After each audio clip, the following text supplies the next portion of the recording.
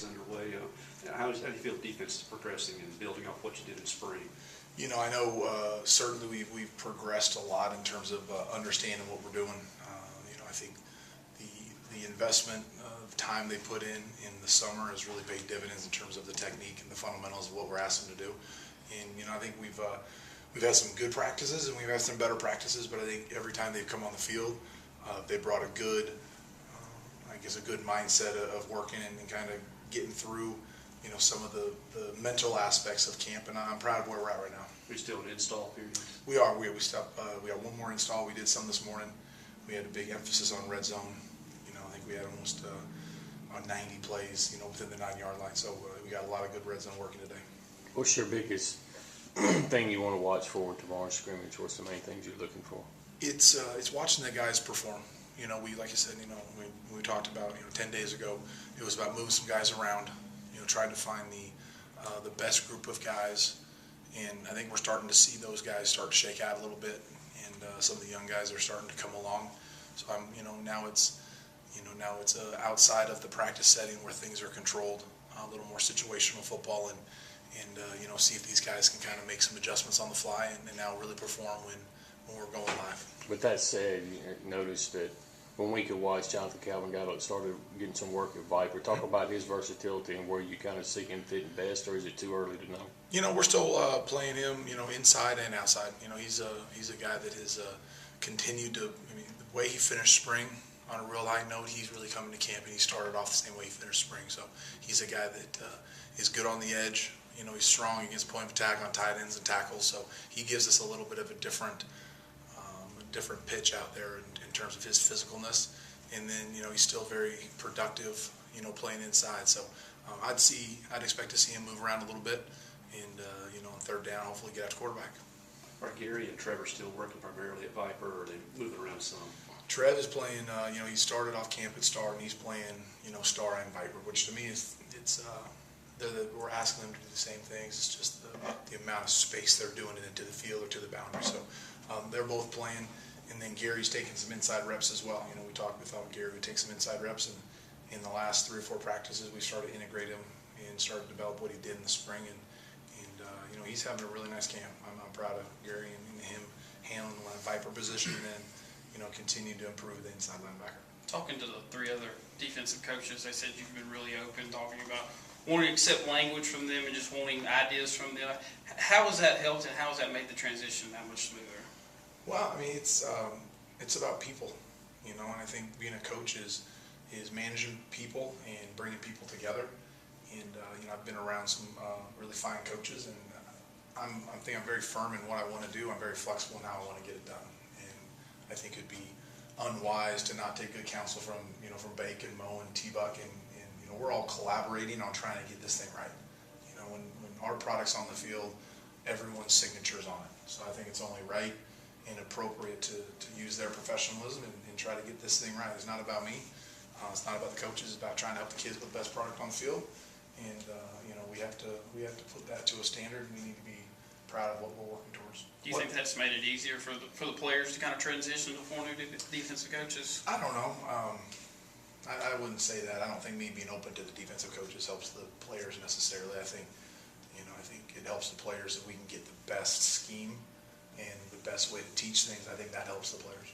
What suits Nelson for playing over the ball the way he does now in this system? Nelson's a very, very intelligent player. He's done a good job. He understands what we're doing. I was joking with him. We were doing a walk the other day, and he was calling out some of the route concepts with curl flat spot, and he was laughing about it. So he's a guy that understands what the linebackers are doing. He likes coaching up the linebackers sometimes, and he does my job for me every once in a while, where he tells the linebackers where they're supposed to go. So he's got a good spirit about him. Guys enjoy being around him, and he's one of those guys that is a good glue for the team, and he's playing well. Then you go from a spirit like him to a real free spirit like Nick James, or rotating with it there. Yep, Nick is like all the guys. They're always trying to get better. And Nick has he's challenged himself to be more consistent. And in the last few practices, he's starting to rise to that challenge. So hopefully we can continue to help him, and Nick can continue to develop and just be more consistent on the field. Brian Baker was up here last week and he said there's not enough time to describe how much has changed in recruiting since he last recruited. As a guy with pro experience yourself and then college, what did you try to tell him about how the game has changed and what he was getting into? Well, I mean, the recruiting is so relationship based, and it's there's an evaluation aspect to it, but even at the NFL level, with the time and the resources they put into it, I mean, they're at 50% on the first round, and you have 3 to 4 years of body of work in a structured system with usually pretty darn good coaching at the college level, no matter if it's Division I, Division II. I mean, they're having really good structure in their life. So I think that it's the recruiting, how fast you identify the kids that might fit you, and I think that's not something that you take lightly of. Hey, I can't get that kid, but it's not a talent thing. It's a culture thing. Where certain kids, I mean, you watch when kids come on campus, you end up recruiting the same kids you have on your team. Because when the kids come there, they feel comfortable with those kids, and the likability and people feeling comfortable, that ultimately is what gets the kids to your school, I think. As you script the scrimmage Thursday night, you work with the offense, do you want to go a lot of 1s, 2s, and 3s, or could you see some mixing and matching depending on what the offense does as well? Well, we'll continue to mix and match. I don't anticipate any of the 3s maybe going with the 1s. I think we would like to keep some of the calls. Obviously the 1s should be able to handle a little more, a greater volume of what we're doing defensively than the kids. This is the 9th practice. So, I think we'll be smart that way. I'd like to get a good amount of work on the 1s, 2s, and 3s, and give everyone a good opportunity to show what they have done, and then I think as much as anything, it's a barometer. If you see repetitive mistakes in certain techniques and certain calls, and I need to identify how we're coaching it, or if it's in one group and it's not in another, then then it's more about that particular player understanding, and we need to take more time with that young man. How much has Leo Lewis progressed from the spring to now? Leo's doing a really nice job. He has up and down days in the spring, where he'd flash some things, and then, that didn't come up for a couple days. He's been consistent. He's been consistent in the spring, and he's another guy I'm excited to see. It's when you go live, and I'm not hollering at you every play, and tomorrow we have a good emphasis of the coaches letting the players play. Sometimes you got to take the training wheels off, and you got to let them communicate, and you got to let them, kind of figure their own issues out. So that would be a good opportunity for a young player like Leo to get on the field and really understand the tempo and some of the communication that we're asking him to be a bigger part of.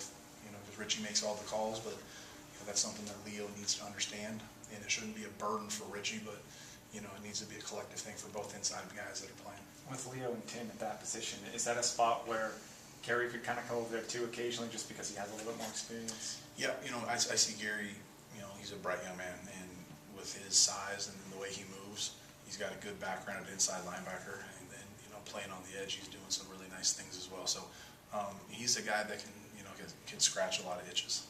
What have you seen from the corners so far in camp? I've been really, I like the way, the temperament in which they're playing, and I think that has a big, big reflection of T-Buck. They're being very physical at the line of scrimmage. Lando, Said, Lashard, Chris, Smokey, those 5 guys are really standing out. We're trying to be very smart in how we're building this thing, that, we have the opportunity to go up and put our hands on people. We need to be good at that, but we also need to give them, you can't throw a fastball every time. And as you know, there's going to be a lot of opportunities that they throw that ball up, and we need to help those corners and sometimes not give them a down off, but give them a little bit of help. Because that's a tough game. That's a tough game to play one-on-one for 80 plays and not give a play up.